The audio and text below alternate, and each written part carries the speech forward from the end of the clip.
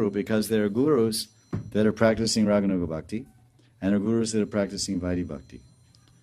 And gurus that practice Raganuga Bhakti, they also follow all the limbs of Vaidhi Bhakti. There are 64 limbs of Vaidhi Bhakti, offering prayers and Padasevanam. All these things are done. I've talked about this many times. And there's only 5 things that in Rag Marg they don't do, but even we find in modern day in Vidhi Marg they don't do either. In Vaidhi Marg or Vidhi Marg, you're supposed to do 5 things. It's part of the Vishnu worship and Krishna worship. You're supposed to meditate on Krishna's Dwarka Leela. And you're supposed to meditate and pray for the mercy of the queens of Dwarka. It's called Mahishi Puja, Dwarka Dhyan. You're supposed to, Dwarka Dhyan, this is in the Puranas and in the descriptions of Bhakti Bhajan. And it's also mentioned. So then it says Dwarka Dhyan, meditating on Dwarka Leela, and Mahishi Puja. You should worship the queens of Dwarka. Mahishi means the queens.